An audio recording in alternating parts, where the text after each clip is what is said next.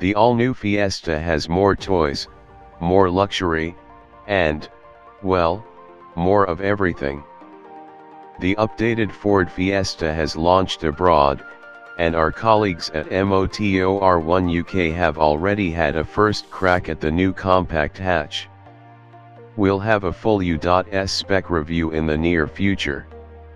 The Fiesta is an absolute staple part of the automotive diet in the UK. It has long been a bestseller year on year, often topping the sales charts. That makes designing an all-new version a challenging affair. With each new iteration of an iconic car like the Fiesta, you hope for a huge shift in design direction. Sometimes you get it, sometimes you don't. This time, you don't. You'd have to be pretty dim to mistake it for the old car, but you don't get the impression that the design team stretched itself too much. Though, as the cliché goes, if it ain't broke. Just because it's similar to the old one, that doesn't mean it's not a looker. Pictures don't quite do it justice. The headlamps tend to look stuck on and a bit odd in 2D, and it gives an eggish impression in photos. In the metal there are plenty of interesting angles and creases to keep your eyes busy. ST-line cars get jazzier side skirts and a bigger spoiler than other models as well, something sure to excite buyers looking for some extra go. The interior is much improved over the old car. Where there were once many buttons and space taken up with a thick center stack, now there's an optional 8-inch screen, 6.5 as standard on most models. Only the base cars go without such wizardry, boasting Ford's Sync 3 system, and a few buttons for the climate control. This means more space in the cabin, making it feel far bigger than it actually is. The screen works well enough, with its icons and such placed in easy view so as not to distract for too long. It's quick enough to react to a light prod, and even does the whole pinch to zoom thing you get on an iPhone. Sync isn't an ideal interface if you want a stress-free life, though. It can be frustrating and confusing if you're unfamiliar with it. Sometimes even when you are. Interior design, increasingly important in this end of the market, has been given a thorough working over. The materials are nicer to poke, touch points feel sturdy, and you get a greater sense of premium than you used to. The Fiesta is intended to attract a broad range of shoppers with 4 distinct flavors: normal, vanilla Fiesta, ST line, sporty, active, off-roadish, vinyl, luxurious. Each one offers a suitably different experience, though the vinyl cars can set you back over $27,000 in certain spec.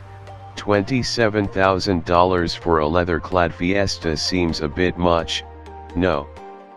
On the upside, Ford has partnered with Bang & Olufsen Play to give owners an optional oral feast.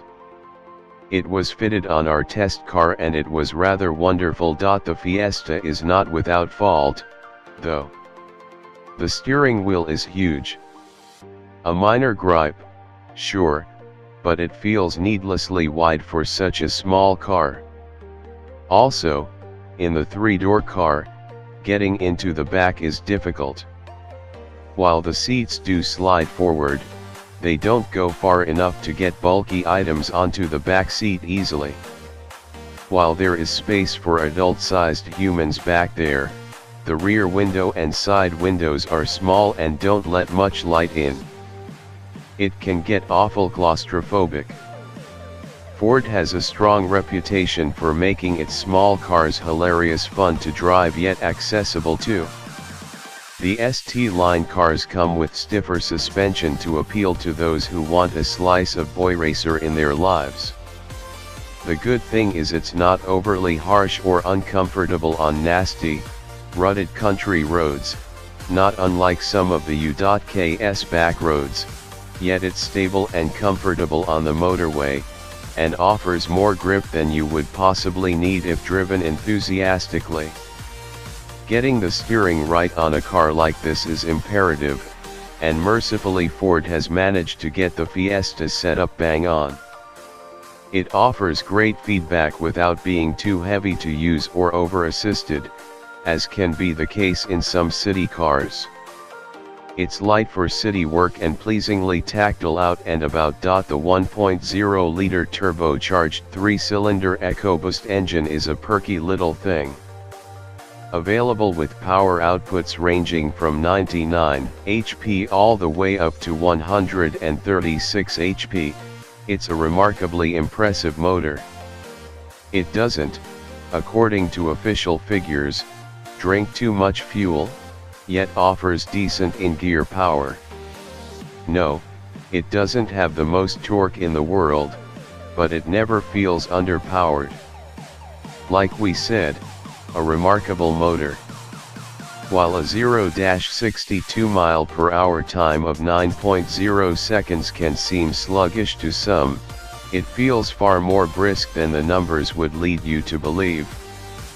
Overall, the new Fiesta feels like a more grown-up version of the old car, as if it's gone to finishing school to smooth over any rough edges. With prices starting from just shy of $17,000 and soaring to over $27,000, there's likely a sweet spot in the range for everyone. It drives better than the old car, feels better than the old car, and it's got way more toys on offer than the old car. The only reason you'd wait to buy it would be because a super quick, full-fat Fiesta ST is dropping next year. If you want a decent everyday hatchback in the meantime, the Ford Fiesta is likely going to do it for you.